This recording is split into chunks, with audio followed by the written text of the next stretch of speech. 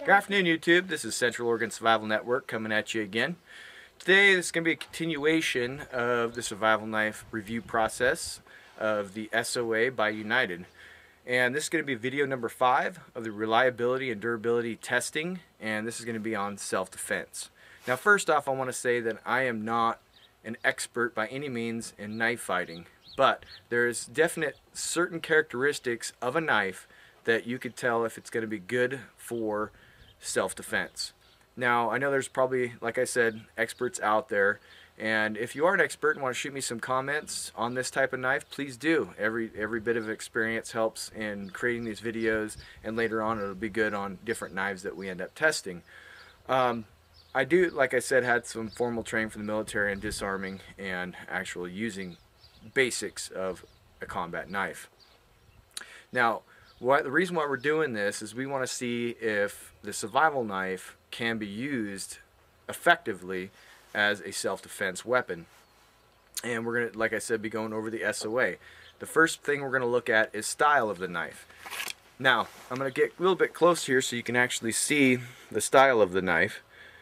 Now, if you look here, this is actually what they would call a clip point blade, where either this blade on top, or I wouldn't say blade, but the top piece here can either be a false edge or actually be sharpened to improve the tip for penetration, which is important in self-defense. This also does have a nice throat and a body for slicing. So this actual style of knife, which going back to my other videos, also this is based off of the, and I hope I say it right, the Oso Nerego knife. This is based off which is tried and true. Okay, now second thing we're going to look at, so like I said, this is actually a great tip. Of course, if you get in more, I've talked to probably knife fighters, they're going to say that your thinner tips are better for piercing, which obviously they are correct. But this one is a clip point blade, which is good. Now, going into the actual self-defense of this knife is we're going to be looking at piercing off of the style, which that goes into the grip. Now, what we look at as far as grips, and it's going to be different for everybody, but when you're actually piercing and fighting with this knife, you want to make sure that your hand doesn't slide forward onto the blade. If you hit something, bone, something hard, if you miss and hit gear and your hand slides forward, and all of a sudden now you sliced your hand. So this one actually is effective.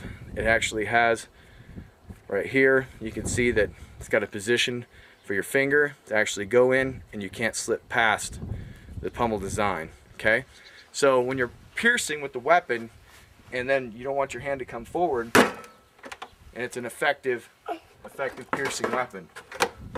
This is ballistic plastic. It gives it kind of a good representation. Again, the one thing that does make it hard is the sawback. Once it comes in, it's hard to pull out. That brings us to our next subject, bloodletting. On some of the combat knives that you get that people use for survival knives actually have bloodletting, like the K-bar, and we'll get into that on later videos.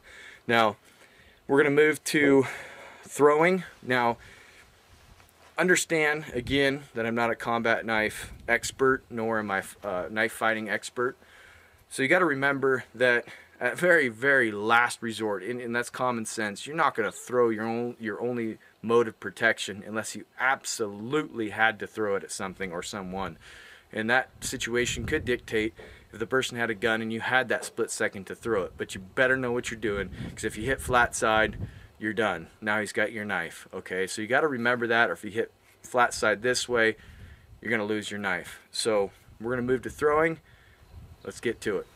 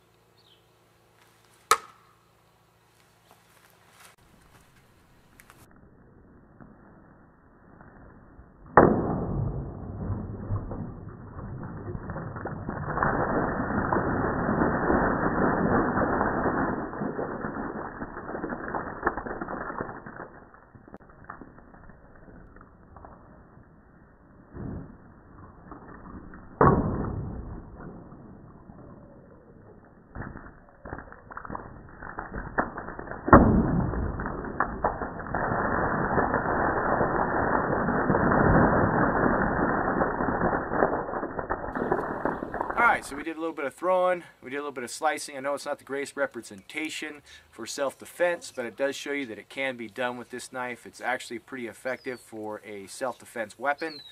I do have to downgrade it a little bit. It's 5 points possible for self-defense. We're going to give it about a 4.5. It does throw well, but it is unbalanced, and it does take some practice to get used to. When I was throwing it and I missed a couple times, I actually did break the handle. But it does not affect its functioning yet. We're going to keep testing it until it fails. So we're going to go on with the tests. This is the SOA by United, and hope you watch all the videos. Thank you for all your subscriptions and everything you do. Thank you for watching. Have a good day.